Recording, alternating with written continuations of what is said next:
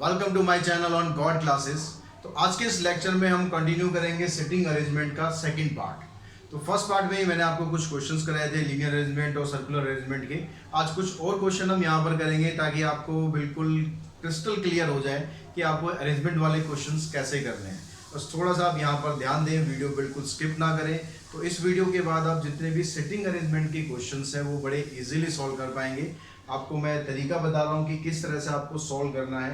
Questions इसमें generally बड़ा लंबे लंबे क्वेश्चंस आपको दिए होते हैं। जैसे ये क्वेश्चन आपको दिया हुआ है, इसमें कहता है कि 7 boys A B C D E F and G are standing in a straight line facing towards north. North की तरफ सारे फेस करके खड़े हैं, यानी ये लीनियर अरेंजमेंट है, सीधा लाइन में खड़े हैं ऐसे। तो F is to the immediate left of D। अब ये जितनी भी चीज़ें यहाँ पर आप आगे पढ़ेंगे, जो कंडीशंस होंगी, उन कंडीशंस को आप या तो अंडरलाइन क्वेश्चन में करते जाएं। मैंने यहाँ पर आपको यहाँ पर लिख दी है सारी चीज़ें। सबसे पहले कहता है कि F is the immediate left of D। F is immediate left of D। पहले हम लिख लेते हैं, उसके बाद आपको बताता हूँ कैसे करना है। And G is between A and E। G is between A and E। F and A have one boy between them. F and A have one boy between them. And E and C have two boys. E and C have two boys between them. And C and B have three boys between them. तो ये आपका question हो गया।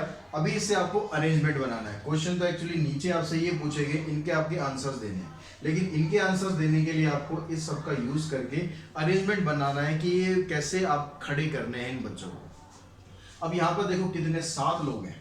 7 लोग हैं तो मतलब आपके पास 1 2 3 4 5 6 7 प्लेस हो गए। अब जो जो प्लेस हमारे पास फिक्स होता जाएगा उसको हम यहाँ पर लिखते जाएंगे। सबसे पहले क्या कहता है कि F is immediate left of D। F जो है वो D के बिल्कुल लेफ्ट में है, यानी यहाँ से क्या बनेगा आपके पास, F इधर होना चाहिए और D इधर होना चाहिए। F is immediate left of D। Next में कहता है कि G is between A and E। G जो है A और E के बीच में होगा, मतलब ऐसे हो सकता है कि A G E, या फिर ऐसे हो सकता है E G A। दोनों पॉसिबिलिटी अभी आपके पास, अभी कोई फिक्स नहीं है। तो दो जितनी भी पॉसिबिलिटी आपकी यहाँ समझ में आती है, बनती है, आप लिखते चलो, कोई टेंशन मत लेना कि क्या हो रहा है। F and A have one boy between them. F और A के बीच में एक लड़का होगा। तो F और A इसके बीच में, यानी यहाँ पर F हो गया, यहाँ पर A हो गया, तो इसके बीच में भी एक लड़का और हो सकता है। या फिर ऐसे भी तो हो सकता है कि A इधर ले लिया हमने, F इधर ले लिया, इसके बीच में एक लड़का हो सकता है। E and C have two boys between them. E और C के बीच में 2 लड़के होने चाहिए। तो E फिर यहाँ पर C, या फिर C इधर लेंगे और E इधर लेंगे। C and B have 3 boys between them. C और B के बीच में 3 लड़के होने चाहिए। C 1 2 3, यहाँ पर आ गया B, या फिर ऐसे भी हो सकता है 1 2 3, यहाँ पर आ गया C। अब ये सारा आपके पास कंक्लूजन आ गया। अब इसको सारे को आपको अरेंज करना है, इसको सॉल्व करके यहाँ पर इन बच्चों को खड़ा करना है। तो यहाँ पर आप देखो, सबसे पहले हम क्या देखते हैं कि आपके पास एक कंडीशन ये है कि या तो A G E होना चाहिए या E G A होना चाहिए। तो अब इससे हम समझते हैं कि हमें ये पूरा जो सीक्वेंस करना है, ये सीक्वेंस हम किस तरह से कर सकते हैं। अब एक एक चीज़ को देखो, ऑब्जर्व करते चलते हैं। सबसे पहले यहाँ पर दिया हुआ है आपको FD। अब FD अगर दिया हुआ है तो इस ऑप्शन पे आप आते हैं, यहाँ पर F है, तो यहाँ पर अगर F है तो ये कैसे बन सकता है, या तो D इधर होना चाहिए, या तो D इधर आएगा, और इस वाली कंडीशन में D इधर आएगा यहाँ पर। ठीक है, तो हमारे पास क्या क्या बना कि या तो इधर D होगा या फिर इधर D होगा। इस वाले का यूज हमने यहाँ पर कर लिया। इन 2 सिचुएशन में D ऐसे भी हो सकता है और D ऐसे भी हो सकता है। अब हम चलते हैं आगे, A G E और E G A, इनमें से क्या हो सकता है। अगर आप देखो यहाँ पर F D A, अगर मैं इसको लेके चलता हूँ, सपोज मैं मान के चलता हूँ कि मेरा सीक्वेंस में ठीक बैठ रहा है, तो F इधर हो गया, D इधर हो गया, A इधर हो गया। अब A के आगे इधर G और E होना चाहिए। ये वाला तो कैंसिल हो गया यहाँ पर, क्योंकि A के इधर क्या है, G और E है। A के इधर तो यहाँ ऑलरेडी D और F आ चुका है, यानी इस अगर हम इसको कंसीडर कर रहे हैं कि ये हमारा ठीक सीक्वेंस है, तो उस केस में ये वाला केस हमारा कैंसिल हो गया। लेकिन अगर आप ये वाला केस लेते हैं, यहाँ पर A है, फिर F है, फिर D है, तो यहाँ पर अगर आप देखो, यहाँ पर अगर A G E रखोगे, A G E, तो ये एप्लीकेबल नहीं है। तो इस वाले केस में ये वाला एप्लीकेबल हो सकता है, यानी G और E इधर आ सकते हैं। इधर G आ गया, इधर E आ गया। यानी इन तीनों को यूज करके आपने ये चेक कर लिया, या तो आपका सीक्वेंस ये बनेगा या आपका सीक्वेंस ये बनेगा। अब इस पे हम आगे चलते हैं। देखो अगर आप ई और सी को लेते हैं, अब ई और सी को लेने का मतलब है यहाँ पर अगर मैं इस केस में लूँ तो ये क्या बना, एफ डी ए जी ई फिर दो डैश और फिर सी। अब यहाँ पर देखो कितने स्पेस बन गए, 1 2 3 4 5 6 7 8, ये तो 8 लोग हो गए, लेकिन दोस्त कितने थे, दोस्त तो केवल 7 थे। यानी ये क्या हुआ कि ये वाला केस आपका नहीं होगा। ठीक है, अब हम इसको लेके चलते हैं कि अगर ये हुआ तो इसमें कैसे बनेगा।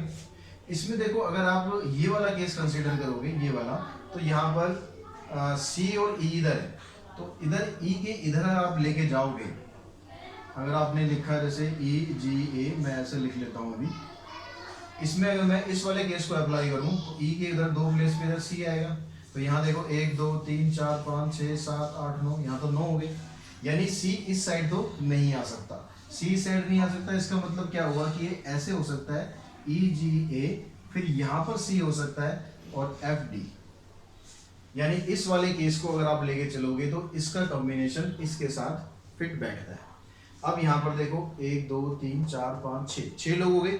अब आपके पास कौन सा बच गया यहाँ से, इनमें से बच गया बी, तो यानी ये बी आपका यहाँ पर आ गया। ये जो सीक्वेंस आएगा आपका ये बिल्कुल सही सीक्वेंस है। बी इधर आ गया, ई इधर आएगा, जी इधर आ गया, ए फिर सी फिर एफ और फिर डी। अब यहाँ पर देखो सारी कंडीशन आप एक बार फिर चेक कर लो, सारी कंडीशन सेटिस्फाई हो रही है। F is immediate left of D, F is immediate left of D, G is between A and E, A और ई के बीच में जी आ रहा है। F and A have one boy between them, F और ए के बीच में एक लड़का है। E and C have 2 boys between them, E और सी के बीच में 2 लड़के हो गए। C and B have 3 boys, सी और बी इन दोनों के बीच में 3 लड़के हो गए। यानी सारी कंडीशन सेटिस्फाई होगी। यानी ये जो सीक्वेंस है आपका ये बिल्कुल सही सीक्वेंस है। सीक्वेंस अगर आपने बना लिया तो इनके आंसर देने में कुछ भी प्रॉब्लम नहीं है। यहाँ पर देखो सबसे पहले कहता है who is the third to right of E, E के राइट में थर्ड नंबर पे कौन है, ई इधर है, तो इसके राइट में पहले नंबर पे ये हुआ, दूसरे पे ये हुआ, तीसरे पे ये हुआ, यानी इसका आंसर आ गया सी। Who are the neighbor of C? C के पड़ोसी कौन है, पड़ोसी वही जो बिल्कुल साथ में उसके रहते हैं, तो एक तो A हो गया, एक F हो गया, A and F. How many boys standing between B and F? B और F के बीच में कितने लड़के हैं, 1 2 3 4, यहाँ पर आंसर आ गया आपका 4। Which boy standing exactly in the middle? बिल्कुल बीचों बीच कौन खड़ा है, मिडल में कौन खड़ा है, मिडल में A खड़ा है, तो ये आपके आंसर आ गए। तो इसी तरह का लीनियर का क्वेश्चन एक और हम सॉल्व करते हैं। तो स्टूडेंट देखो नेक्स्ट क्वेश्चन है हमारे पास, यहाँ पर ए बी सी डी, ये क्वेश्चन आपको जो दिया हुआ है पूरा, इसमें कहता है कि 11 फ्रेंड्स हैं ए से लेकर के तक, are watching movie in a cinema hall sitting in a row. एक सिनेमा हॉल में मूवी देख रहे हैं कोई बढ़िया सी, और वो एक रो में बैठे हुए हैं। बाकी जो उसके जो की पॉइंट है वो आपको ऐसे अलग अलग करके लिख लेने हैं। फर्स्ट में कहता है H is immediate left of D, H जो है वो डी के इमीडिएट लेफ्ट में हो गया, and third to the right of I. उसके बाद फिर आगे इसमें दिया हुआ है कि J is the immediate neighbor of A and B and third to the left of G।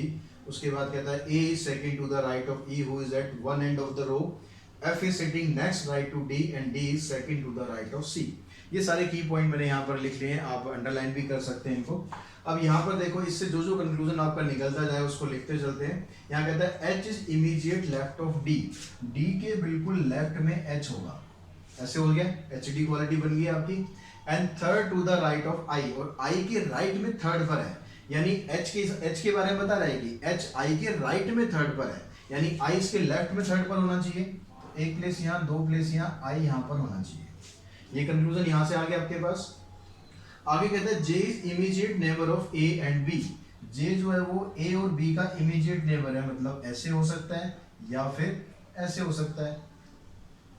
अभी दोनों का हमें पता नहीं कौन सा इसका पड़ोसी कहाँ पर है। And third to the left of G, और जे के बारे में बता रहा है कि ये जी के लेफ्ट में थर्ड पर है, तो जी इसके राइट में थर्ड पर होगा। तो जे के राइट में देखो 1 2 प्लेस यहाँ पर आ गया जी, यहाँ भी एक प्लेस छूटेगा और यहाँ पर आ गया जी, यानी ऐसे हो सकता है या फिर ऐसे हो सकता है। A is second to the right of E who is at one end of the row। अब A के E के बारे में इसने बता दिया कि A जो है वो E के राइट में सेकंड पर है, जो कि एक एंड पर है। तो यानी यहाँ से आपके पास एक पोजीशन फिक्स होने वाली है, 1 2 3 4 5 6 7 8 9 10 11, यानी यहाँ तो यहाँ पर आएगा या यहाँ पर आएगा, क्योंकि वो एक एंड पर है। अब ए को बिठाओ, ए कहाँ पर आएगा, A is second to the right of E, E के राइट में सेकंड पे ए होना चाहिए। अगर ई को हम यहाँ पर बिठाते हैं तो इसके राइट में तो जगह बचती नहीं, यानी ये हमें पता लग गया ई यहाँ पर नहीं होगा, ई का प्लेस यहाँ पर फिक्स है, ई इधर ही होगा। ई अगर इधर होगा तो ए इसके राइट में सेकंड पर है, यानी राइट में सेकंड पर ए इधर आ गया, ये भी फिक्स हो गया। F is sitting next right to D, F जो है वो राइट में D के, F जो है वो D के बिल्कुल राइट में, यानी ऐसे है। And D is second to the right of C, और D C के राइट में सेकंड पर है, यानी C जो है इसके लेफ्ट में सेकंड पर हो गया, ऐसे हो सकता है। अब यहाँ पर देखो, यहाँ से जो जो चीजें अब आपको समझ में आती जाए वो लिखते चलो। अब यहाँ पहले देखो A का यूज यहाँ भी हो रहा है, अगर मैं इस कंडीशन को फॉलो करूं तो A के बाद यहाँ पर J होना चाहिए, यहाँ B होना चाहिए, यहाँ एक ब्लैंक है, यहाँ पर G, यानी ये पॉसिबिलिटी हो सकती है। लेकिन अगर हम ये वाली लेके चले A को, A का इधर आ गया, इधर J हो गया, इधर B हो गया, लेकिन यहाँ तो E ऑलरेडी फिक्स है ना भाई, यहाँ E ऑलरेडी फिक्स है, यानी ये वाली कंडीशन फॉलो नहीं करनी। यानी क्या बना हुआ आपके पास, A के बाद यहाँ पर J होगा, यहाँ पर B होगा, बीच में ब्लैंक होगा और यहाँ पर G होगा। अब देखो यहाँ पर एक चीज और थी, यहाँ पर आई के बारे में ये जो रिलेशन हमने बनाया यहाँ पर सीक्वेंस, इसको अब यहाँ पर यूज करो। अब ये तो आपको पता है कि अगर डी के बिल्कुल इमीडिएट एच होगा तो एच तो यहाँ पर आएगा ही आएगा, एच यहाँ पर आएगा और इसके दो प्लेस ब्लैंक छोड़ेंगे, एक प्लेस तो ये हो गया ऑलरेडी, एक प्लेस और ब्लैंक छोड़ेंगे, आई इधर आ गया, इस तरह का सीक्वेंस बन गया। यानी इन दोनों का कॉम्बिनेशन से ये सीक्वेंस आपका आ गया। अब इस सीक्वेंस को अगर आप फॉलो करो यहाँ पर, अगर आई को अब यहाँ पर रखते हो, बीच में एक ब्लैंक स्पेस हुआ तो सी इधर होना चाहिए था, लेकिन यहाँ तो जे फिक्स है, तो यानी यहाँ पर आई नहीं आएगा। आई को अगर आप यहाँ पर रखोगे, आई के बाद ए के ब्लैंक स्पेस, यहाँ पर जी ऑलरेडी आया हुआ है, इधर सी आ गया, इधर एच आ गया, इधर डी आ गया, इधर एफ आ गया, यानी आपका सीक्वेंस कंप्लीट हो गया। अगर आई को अब यहाँ पर रखते तो आगे हमारे पास स्पेस ही नहीं बचता, यानी आई का प्लेस आपके पास फिक्स हो गया कि आई तो इधर है, सी इधर हो गया, एच इधर हो गया, डी इधर हो गया और एफ इधर हो गया। अब इनमें से देख लो कौन सा एक बंदा रह गया है, जो एक बंदा रह गया है वहां से वो यहाँ पर आ जाएगा, A B C D E F G H I J K रह गया, तो सबसे लास्ट वाला बंदा जो था वो इधर आ गया। अब ये 11 के 11 लोग बैठ गए, अब इनके आंसर दे दो। Who is sitting centre of row, centre में कौन सा आएगा, सेंटर में आ जाएगा आपके आई, आई आ रहा ना यहाँ से 1 2 3 4 5 6, छठे नंबर पे जो आएगा। Who are the neighbour of H, H के पड़ोसी कौन है, सी और D, C and D. How many person sitting between F and E, F और ई के बीच में, ये तो दोनों बिल्कुल कॉर्नर पर हैं, टोटल 11 लोग थे तो बीच में 9 लोग हो गए। Name the person sitting fifth to the right of K, K right में फिफ्थ नंबर पे 1 2 3 4 5, ये आ गया जी। तो इस तरह से इन सबके आंसर आप इजीली दे सकते हैं। तो स्टूडेंट नेक्स्ट क्वेश्चन है हमारे पास, नेक्स्ट क्वेश्चन यहाँ पर सर्कुलर अरेंजमेंट का है। तो आपके पास ये 7 लोग हैं, T U V W X Y Z. अब ये सारे सेंटर की तरफ फेस करके बैठते हैं, सर्कुलर अरेंजमेंट है, एक सर्कल हम बना लेते हैं। अब 7 लोग हैं तो 7 प्लेस यहाँ पर फिक्स कर देते हैं, 1 2 3 4 5 6 7, ये 7 लोग आपको यहाँ पर बिठाने हैं। अब यहाँ जो कंडीशंस है उसमें क्या कहते हैं, Z is second to the left of W, Z जो है वो W के लेफ्ट में सेकेंड नंबर पर है। मैं यहाँ पर कहीं से भी स्टार्ट कर देता हूँ क्योंकि सर्कुलर अरेंजमेंट है, तो W मान लो मैं यहाँ पर लेता हूँ।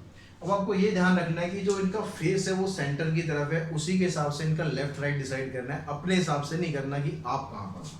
तो W के लेफ्ट में आप देखेंगे, W के लेफ्ट में सेकंड पर तो 1 और 2, यानी Z यहाँ पर होना चाहिए, तो Z को यहाँ बिठा दिया हमने। And is the neighbour of X and Y।